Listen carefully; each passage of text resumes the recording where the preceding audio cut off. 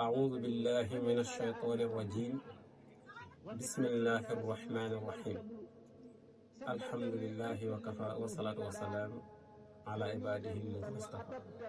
الحمد لله رب العالمين jërëjëf Cheikhna Ahmadul Khadim mbokki jullit yi mbokku taalibe yi fépp fu nit mën a fawoo ci biir réew mi ak ci bitim réew ñoo ngi koy nuyoo di ko siyaar jiital ci kilifa gi Cheikh Mouhamadou Mountakha Mbacké mi nga xam ne moo fi toog jotaay bi Sëriñ Tuubaa te mat ko sakk ñu di ko ñaanal kéemaanu gudd fan yàlla ko suñu borom defal te mottalal ko naan yi ak jëriñu ba suñu am di xaj ñaan moo toog jotaay maam Cheikh Ibrahima Fall ci ndigalu Sëriñ Jili Mbacké ibnu Sëriñ Saalihu Mbacké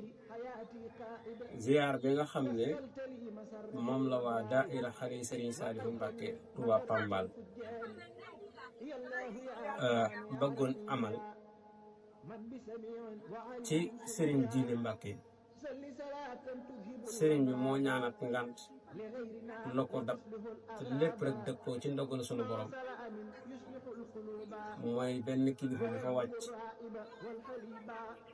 mu jàpp ne sarax si mën naa tombe bisub siyaar moo tax nag mu joxewaat ndigal ci ñëpp rek ne nañu ko jàppaat dimanche bii di ñëw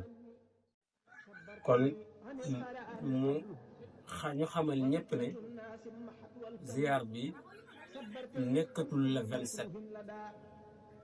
avril bi waaye yóbbu nañ ko ci le 4 mai 2025 ñoo ngi koy fàttali ñëpp di ci woo ñëpp rawatina mboolem jullit yi nga xam ne kenn ku ne am nga kóllëre goo xam ne jàppale woon nañ ko ak Sëriñ Saliou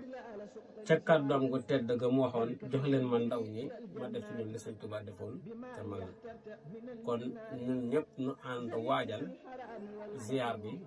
dimanche le 4 mai 2025 incha allahu taala noo ngi ñaan nag képp ku ca teew yal nañ ci daje ngërëmu Sëriñ Tuubaa wassalaamu aleykum wa rahmatullahi taala wa barakaatu من بسميع وعليم سميا